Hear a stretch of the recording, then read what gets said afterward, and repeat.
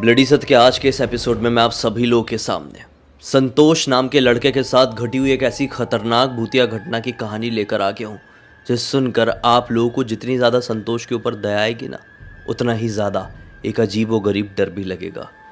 दरअसल यह घटना एक साधारण से लड़के के साथ घटी थी। बेचारा जयपुर में रहता था। बहुत कम उम्र में अपने माता पिता का घर छोड़कर जयपुर जैसे शहर में आ गया था। क्लास 10 से लेकर इसने ग्रेजुएशन तक अकेले रहकर ही यहाँ पे अपना जीवन काटा है। पढ़ाई कर रहा था ना, क्योंकि माता पिता राजस्थान के एक छोटे से गांव से बिलोंग करते थे, इसलिए जब ये क्लास 10th में पहुंचा ही था, ये बात होगी 2008 की। जब ये क्लास 10th में पहुंचा ही तो इसका एडमिशन इसके पिताजी ने बाहर जयपुर में करवा दिए कि लड़का रहेगा अपना। अब वो अपने एक फ्रेंड के साथ शुरू में रहता था तो दिक्कत नहीं हुई, फिर इंजीनियरिंग किया उसने, फिर हॉस्टल में रह लिया, तो ऐसे उसने अपने घर से दूर पूरे 7 साल बिता दिया। इन 7 सालों में ही अपने घर बहुत ही कम जाता, क्योंकि देखो उसको ऐसा लगता था कि जब कभी भी मैं अपने घर जाऊंगा तो मेरा माइंड बहुत ज़्यादा डिस्ट्रैक्ट होगा। मम्मी पापा से मिलता हूँ तो फिर लौटता हूँ तो उनकी याद बहुत ज़्यादा आती है, इसलिए ये अपने गांव जाता ही नहीं था, बहुत कम जाता था, और गया तो 1-1.5 दिन के लिए जाता था। अब जब फाइनली इसकी पूरी ग्रेजुएशन कंप्लीट हुई, मतलब 8 सेमेस्टर कंप्लीट हुआ, तो खुश हुआ कि अब फाइनली घर जाऊंगा और कुछ समय का ब्रेक लेके फिर जॉब आपके इंटरव्यू देने के लिए पूरी दुनिया घूमूंगा। खैर जैसा भी हो वो तो 2014 की बात है। ये अपने गांव पहुंच जाता है, बहुत खुश होता है, क्योंकि अब ऐसा नहीं होने वाला था कि मैं लौट के जाऊंगा फिर मुझे याद सताएगी। गर्मियों का मौसम था। अपना सामान वामान रखा और शाम के समय अपने दोस्तों से मिलने के लिए बाहर निकल गया। गांव के जो दोस्त थे, मिला जुला, बहुत बातचीत हुई, घूमे फिरे, गांव का पूरा फुल मज़ा लिए। इसने ये नोटिस किया कि इतने सालों में ये गांव बिल्कुल भी नहीं बदला है और दोस्तों की सोच भी नहीं बदली है।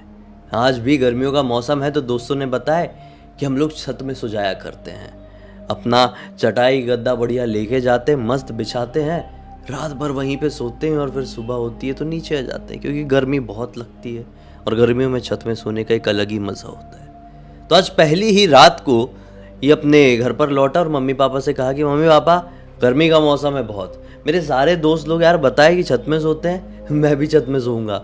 क्योंकि इसे याद था कि बचपन में अपने मम्मी पापा के साथ कभी कभी छत में सोया करता था। मम्मी पापा ने बोले कि देख तुझे सोना है तो सो जा, हम नहीं सोएंगे क्योंकि हमको अपने बिस्तर के अलावा नींद कहीं पर नहीं आती है। रात हो गई, फाइनली खाना वाना हुआ। अब ये अपना बिस्तर विस्तर लेके बढ़िया छत पर पहुंच गया। मस्त अपना बिस्तर बिछाया है, मतलब एक खटिया थी, एक्चुअली छत में एक पुरानी खटिया रखी हुई थी, खटिया के ऊपर अपना बिस्तर बिछाया है, खाट चारपाई जो आप समझते होंगे। ये सो गया। इस समय रात के तकरीबन 12 बज रहे थे। जी हाँ, 12 बजे के आसपास इसको बढ़िया सी नींद आ गई। अच्छी ठंडी ठंडी हल्की हल्की, मतलब ज़्यादा ठंडी भी नहीं, गर्मी वाली ठंडी हवा जो होती ना वो चल रही थी और बहुत प्लीजेंट नींद थी। रात के तकरीबन 1:30-2 बजे इसे किसी की रोने की आवाज़ सुनाई दी। इसको ऐसा लगा कि कोई आसपास का बच्चा रो रहा है। फिर ये आवाज़ बहुत ज़ोर से सुनाई दी और ऐसा लगा कि बहुत नज़दीक से कोई रो रहा है। ये जाग गया, लेकिन आज पता नहीं क्यों घना अंधेरा था। जब ये सोया था तब इतना अंधेरा समझ में नहीं आ रहा था। अभी अचानक से जब ये उठा तो अंधेरा ज़्यादा समझ में आया। ये उठ के अपना मोबाइल देखने लगा, क्योंकि ये एक औरत की रोने की आवाज़ थी और ज़ोर ज़ोर से थी और बहुत नज़दीक से आ रही थी। ये अपना मोबाइल ढूंढने लगा, कहाँ है, फ्लैश लाइट ऑन करके देखूंगा तो सही, लेकिन पूरी खटिया में इसको इसका मोबाइल नहीं मिला। फिर नीचे हाथ फेर के देखा तो इसको इसका मोबाइल नीचे मिला।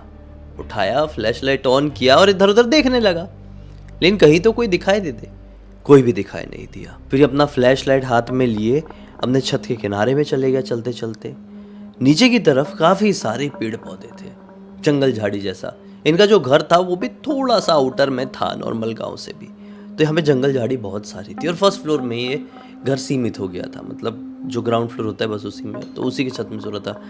तो इसने नज़र डाला, झाड़ियों की तरफ से आवाज़ आ रही थी, इसलिए फ्लैश लाइट से देखने की कोशिश करने लगा। अचानक से इसकी नज़र पड़ती है सामने की ही एक बड़े से पुराने से पेड़ के ऊपर। उस पेड़ की सबसे ऊंची वाली डाल में एक औरत बैठी हुई है, जो कि उस पेड़ के ऊपर बैठकर नॉन स्टॉप रोई जा रही है। इसने बड़ी ध्यान से थोड़ी और आगे बढ़कर देखने की कोशिश किया और आवाज़ लगाया कि आप कौन हैं, क्या तकलीफ है आपको? लेकिन उस औरत ने कोई भी रिस्पॉन्स नहीं दिया। फिर ये सोचा कि कोई तकलीफ में ना हो। इसका दिमाग काम नहीं किया कि ये ऐसा पेड़ के ऊपर चढ़कर क्यों रो रही होगी। इसने सोचा कि गांव वाली औरत है, कुछ तोड़ने ओढ़ने के लिए पेड़ पे चढ़ी होगी और फिर रोने लगी। इसने सोचा कि मुझे देखना पड़ेगा क्यों रो रही है। ये उतरा, अपना फ्लैश लाइट ऑन किए और जहाँ पर वो पेड़ था उस तरफ बढ़ चला। थोड़ी आगे जाने के बाद उसको वो पेड़ मिल गया और वो औरत अभी भी वैसे ही रो रही थी। इसने औरत को आवाज़ लगाया, देखिए मैं आ गया हूँ, कोई तकलीफ होगी तो आप मुझे बता सकती हैं, आप आइए नीचे। वो औरत रोते रोते ही कहती है, सचमुच में आ जाऊँ, तुम मेरी मदद करोगे ना। ये बोलता है, हाँ आइए। तो वो औरत नीचे उतरी।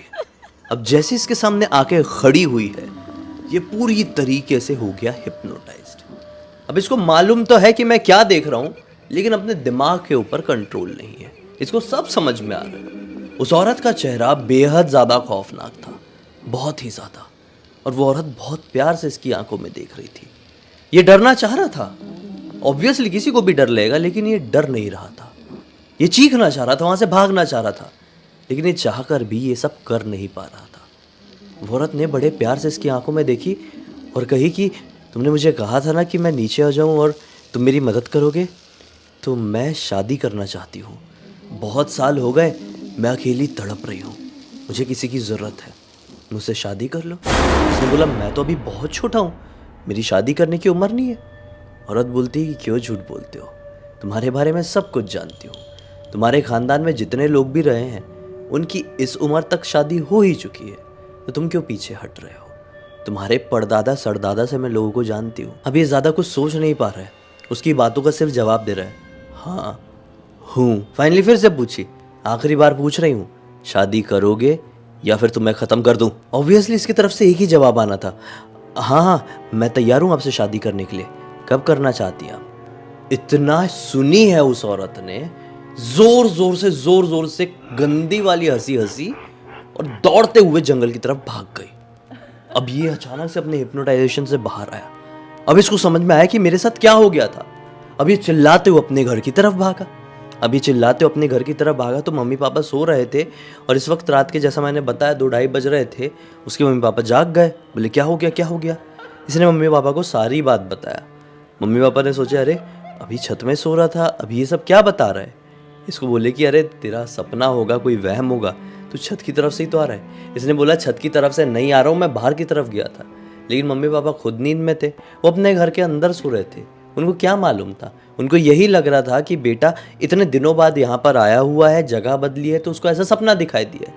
लेकिन एक्चुअल में उसके साथ ये सब कुछ हुआ था। इस रात के बाद से हर रात को वो औरत उसके पास आती, उसके बिस्तर में बाजू में आकर लेट जाती। वो डर के मारे जब भी चीख के या वहाँ से कैसे भी बहाने करके हटने की कोशिश करता, तो औरत उससे यही कहती कि अगर हट जाओगे तो मार डालूंगी, तुमने ही कहा था ना कि मुझसे शादी करोगे। वो अपने घर वालों को बता बता के थक गया, कोई विश्वास नहीं कर रहा है। अपने दोस्तों को बता रहा है, कोई ट्रस्ट नहीं कर रहा है। अब जो कोई भी उसके नज़दीक आने की कोशिश करता था, ज़्यादा नज़दीक, उसकी बात को थोड़ी तवज्जो देने की कोशिश करता था, उसके साथ कोई दुर्घटना हो जा रही है, किसी का एक्सीडेंट हो जा रहा है, किसी को गंदी वाली चोट लग जा रही है, किसी को बहुत तेज़ फीवर आ जा रहा है, तो कोई समझ लो कुएं में गिर जा रहा है। सिचुएशन बद से बदतर होती चली गई। अब इसके आसपास कोई भटकता भी नहीं था, क्योंकि गांव के सब लोग मानने लगे कि ये लड़के के अंदर कुछ ना कुछ तो खोट है। इंटरव्यूज़ वगैरह भी देने की सोचा कि इंटरव्यू देता हूँ, यहाँ से निकलता हूँ, तो हर जगह से रिजेक्शन आ रही थी। ऐसा लग रहा था कि कोई तो एनर्जी है जो ये चाहती है कि यहाँ से हिले ना। और ये अपने माता पिता को डेली बता रहा है, डेली पे डेली, कि वो औरत रोज़ मेरे बिस्तर में आती है यार, मुझे बहुत डरावनी लगती है, लेकिन जब वो मेरे सामने आती है ना, तो ऐसा लगता है कि मैं बंद गया हूँ, मैं फिर कुछ नहीं कर पाता हूँ, मैं फिर वही करता हूँ जो शायद वो चाहती है। आप लोग प्लीज़ मेरी मदद करो। फिर इसके पापा ने थोड़ा सोचे इसकी बातों को कि हाँ सही में ये कुछ तो अलग अलग सा बिहेव कर रहा है आजकल, हमें एटलीस्ट किसी डॉक्टर को दिखाना चाहिए। डॉक्टर के पास ले गए इसने, डॉक्टर साहब को भी वही बात बताया। तो डॉक्टर साहब गांव वाले ही थे, तो डॉक्टर साहब ने बोले इसके पिताजी को अकेले में लेके कि देखो दवाई हवाई तो हम दे देंगे, लेकिन आप खुद समझ रहे हो बच्चे को कुछ भारी हवा लगी है, एक काम करो कोई बाबा के पास लेकर जाओ। वो डॉक्टर साहब ने ही कोई तांत्रिक बाबा का एड्रेस दे दिया। पिताजी अपने लड़के को तांत्रिक बाबा के पास लेकर पहुंच गए।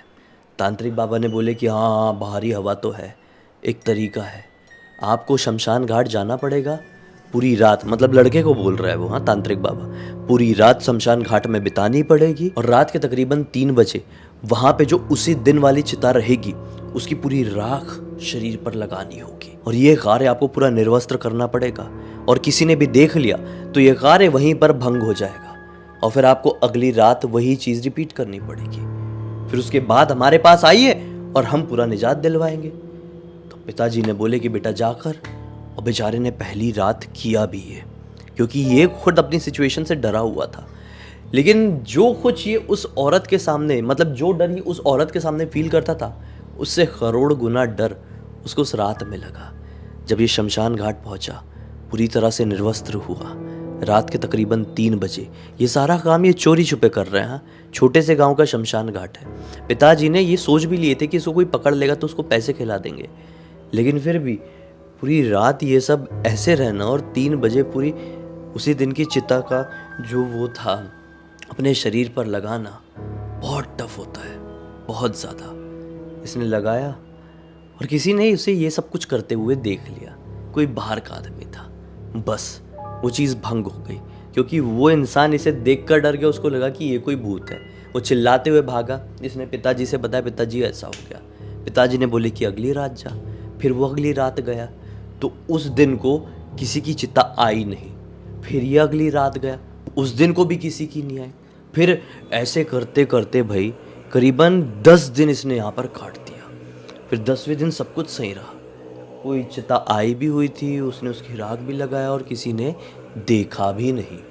लेकिन क्या था, ये सारी चीज़ें कम नहीं हो रही थी, अब तो उल्टा बढ़ गई। अब इसे केवल वो औरत नहीं बल्कि और भी आत्माएं दिखाई देने लगी थी अपने घर पे। इसको ऐसा लगा कि बस मुझे अब अपनी ज़िंदगी ख़त्म कर देना चाहिए। ये सब कुछ क्या हो रहा है मेरे साथ? मैं जिंदा भी हूँ, मैं पृथ्वी में भी हूँ, या फिर मैं नर्क में जा चुका हूँ? ये किसकी नज़र लग गई है? अब उसका दिमागी संतुलन खोने लगा। अब इस बात की खबर जब गांव के लोगों को पड़ गई कि ये जो आदमी है अपने बेटे संतोष के साथ ऐसा ऐसी हरकत कर रहा है, तो गांव के कुछ लोग आए और बोले कि तू पागल हो गया है क्या? अपने बेटे को भी पूरा ख़त्म करके ही छोड़ेगा क्या? तुझे अगर अपने बेटे को ठीक कराना है तो मेहंदीपुर बालाजी लेके जाना, कितनी दूर है अपने गाँव से। इसने बोला फ़र्क पड़ेगा। बोले कि क्यों नहीं पड़ेगा यार, तो तांत्रिक बाबा की बात मान सकता है और ऐसे शमशान घाट पे अपने बेटे से कुछ भी करवा सकता है। तू मेहंदीपुर बालाजी जा, तो बजरंग बली बैठे हैं वहां पे, एक बार जा। तो नहीं होगी तो फिर वो बात की बात है। ये अपने बेटे को लेकर गया है वहां पे। संतोष पहुंचा है तो इतनी खतरनाक तरीके से उसके अंदर की जो भी चीज़ थी ना वो पोजेस होके ऐसा ऐसा ऐसा हुआ है ना भाई। वहाँ पे जो पंडित पुजारी लोग थे वो इसे देख कर मतलब खुद शॉक्ड हो गए थे। इसके ऊपर झाड़ फूक चली है, पूरी पूजा आराधना चली है और फिर फाइनली पंडित जी ने क्या बताया सब कुछ खत्म होने के बाद कि इसको तकरीबन 10 आत्माओं ने जकड़ कर रखा था और आपने सही किया इसे इस समय पर यहाँ पर लेकर आ गए, नहीं तो अब ये कुछ दिन में ख़त्म हो जाता। ये सारी प्रेत आत्माएं थी और किसी ना किसी दिन, वो दिन कभी भी आ सकता था, इसको अपने साथ लेकर चली जाती।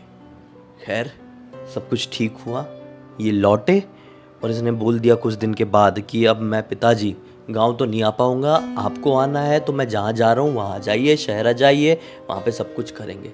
अभी वो पुणे में रह रहा है, बढ़िया जॉब वॉब कर रहा है, लेकिन अभी भी उन रातों को नहीं भुला सका है। अभी भी अकेले रहने की हिम्मत इसके अंदर आई नहीं है। माता पिता अभी भी गांव में रहते हैं क्योंकि वो अपना गांव छोड़ नहीं पा रहे हैं। सब अपनी लाइफ में बिजी हैं, खुश हैं, लेकिन ऐसी चीज़ें इतने ज़्यादा कई बार डरा जाती है ना जो ज़िंदगी भर तक हम लोग भुला नहीं पाते हैं। खैर इस पूरी घटना की जानकारी किसी और ने नहीं बल्कि संतोष ने खुद मुझे इंस्टाग्राम पर लिख कर भेजा और बोला कि पूरी दुनिया को बताइए कि रात बेरात कहीं पर भी कैसी भी चीज़ को आप देखें तो हीरो बनकर ऐसे ही मदद करने के लिए मत चले जाइए, क्योंकि आपको नहीं पता सामने वाली चीज़ कुछ नॉर्मल ही है या फिर ख़तरनाक तरीके से पैरानॉर्मल। खैर दोस्तों, इसी एक नोट के साथ इस कहानी का अंत करता हूँ। अब तक इस वीडियो को देख लिए हैं तो लाइक ज़रूर कर देना, चैनल को सब्सक्राइब करके बेल आइकन दबा के ऑल के ऑप्शन में क्लिक करना है, क्योंकि इसी तरह के हैरान कर देने वाले खौफनाक वीडियोस डेली आप लोगों के सामने लेके आता रहता हूँ। इंस्टाग्राम की लिंक इस वीडियो के डिस्क्रिप्शन बॉक्स मिल जाएगी, क्लिक करके डायरेक्टली वहाँ पर पहुँच जाना। और इसी तरह की कोई भी कहानी, टॉपिक या जानकारी आप लोग के पास भी है तो लिख भेजना, हो सकता है मेरा अगला वीडियो कल आपके हिसाब से बन रहा हो। तो चलिए कल फिर से मिलता हूँ, तब तक के लिए बहुत बहुत धन्यवाद। आपका दिन शुभ हो।